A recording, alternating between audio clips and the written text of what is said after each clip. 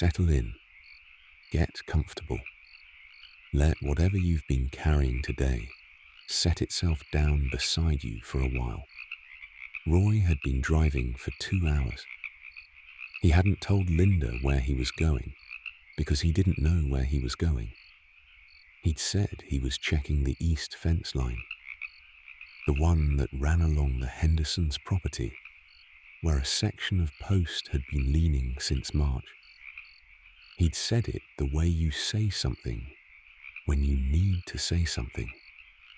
And she'd looked at him over her reading glasses, the way she looked at him when she knew he was half lying. And she'd said, "All right." And he'd taken his keys off the hook and walked out before the screen door could catch him. That had been at 10. It was past midnight now. The truck moved along county roads. He knew the way he knew his own hands. This was his father's land, and his grandfather's before that, and the roads that bordered it had been gravel for as long as anyone living could remember. He drove them without thinking, one wrist resting on the wheel, the window down, the warm night coming in off the fields in slow, dry waves that smelled of dust and something faintly sweet that might have been the last of the clover, or might have been nothing at all. The pastures to his right were empty. He knew they were empty. He had signed the papers himself 3 weeks ago in the office of a man named Gerald Pratt, who wore a bolo tie and didn't make eye contact, and who had given Roy a check that covered the water bills and the propane, and 2 months of the note, and not much else. Roy had driven home that day with the check in his breast pocket, and had not told Linda, and had not told Linda the day after, and had not told Linda the 20 days after that. He was going to tell her. He had been about to tell her 4 separate times, had gotten as far as sitting down across from her at the kitchen table with the particular posture of a man with something to say. And each time she had said something first, about her sister, about the rain forecast, about a funny thing the neighbour's dog had done, and the moment had closed back over like water, and he had let it. He told himself this was because he was waiting for the right time. He told himself a lot of things on drives like this. The headlights moved ahead of him in a pale cone, picking up the road and the bar ditch, and the occasional set of eyes at the fence line. A deer, a possum, once a coyote that stood and watched him pass without moving, its eyes catching the light and holding it like 2 small flames. The sky above was enormous and very dark. No moon tonight, just stars, wall to wall, the kind of stars you forgot about when you spent too much time in town, and remembered with something like grief when you came back to them. Roy had not spent much time in town lately. There was nothing in town he wanted to see.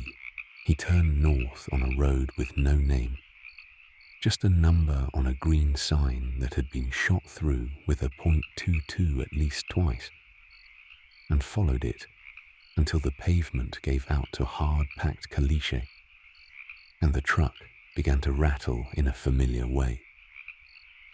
And he slowed without thinking to the speed that road required. He pulled over at the cattle guard where the east pasture began, or where it used to begin. Gerald Pratt's pasture now, technically, until Gerald Pratt sold it to someone else, or ran his own cattle on it, or let it go to thistle. Roy didn't know what Gerald Pratt intended to do with it, and had not asked because he had not wanted to know. He turned the engine off. The silence that came in was the particular silence of a dry summer night in this part of the country. Not quiet exactly, but still.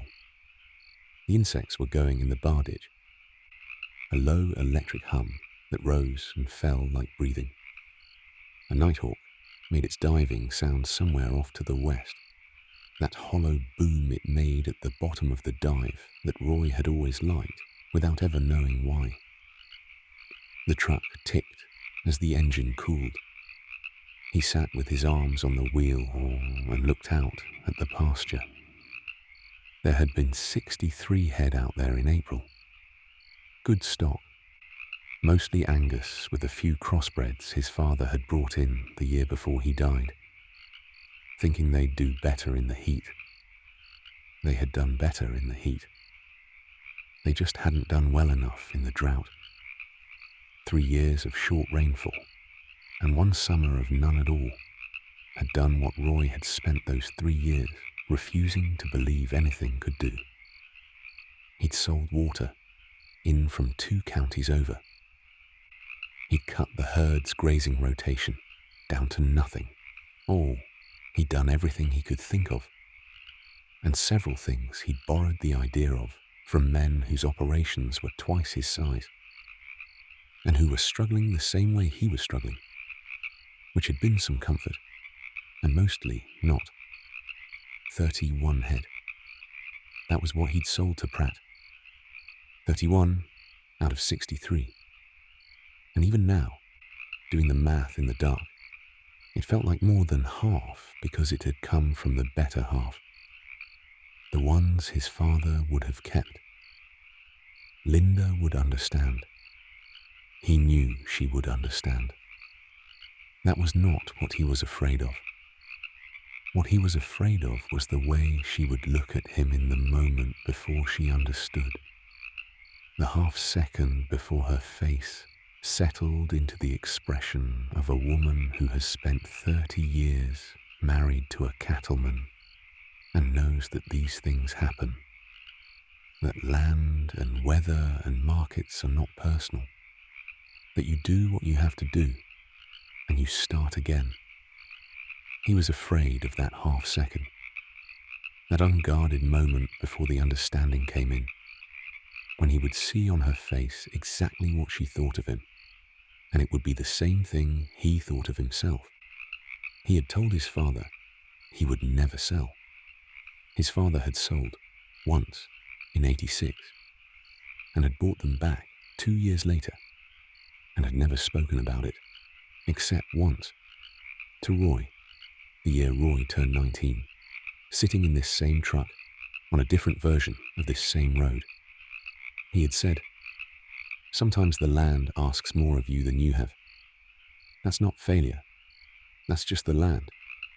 Roy had thought, at 19, that he understood what his father meant. He understood it differently now. He got out of the truck. The caliche was still warm under his boots, holding the day's heat the way it always did, releasing it slowly into the night air. He walked to the cattle guard and stood on the bars and looked out into the dark of the pasture, which was just dark, shapes of brush and the pale line of a 2-track disappearing into it, no eyes reflecting back at him. Whatever was out there was sleeping or gone. He thought about the 31 head, where they were tonight, what pasture, whose water tank. Gerald Pratt had land east of town, decent grass from what Roy had seen from the road. They were probably fine. Cattle didn't carry things the way people did. They grazed and they drank, and they stood in the shade at midday, and they slept, standing up in the dark. And the particular field they did it in was not something they grieved. Roy thought he could learn something from that if he let himself. The nighthawk dove again, somewhere closer this time. That hollow boom, rising at the end almost into a question. He'd looked it up once, years ago. What caused the sound? Air rushing through the wingtips at the bottom of the dive. The feathers doing something he couldn't remember the word for. He remembered thinking it was a strange and beautiful design. a bird that made its best sound not by singing, but by falling. He stood on the cattle guard for a long time. The stars moved the way they moved, which was slowly and altogether, the whole sky turning on its hinge. He found the belt of Orion, low in the west this time of year, and the North Star, which his father had taught him to find before he taught him anything else about the sky. He found the smear of the Milky Way running overhead, more visible out here than anywhere else he'd ever stood. And he stood under it the way you stand under something large and patient that has been there much longer than your trouble, and will be there long after. The water bills were paid. The note was current. He still had 32 head, the core of the herd, the ones he'd kept because they were worth keeping. The east pasture was Gerald Pratt's now, but the rest wasn't. And rain came back eventually. It always came back. His father had told him that too, and had been right about it every time. He would tell Linda in the morning. He would sit down across from her at the kitchen table before she had a chance to say anything first, and he would tell her what he'd done and why. And she would look at him for that half second he was afraid of. And then her face would do what her face always did, and she would reach across the table. And that would be that. He knew this. He had always known this.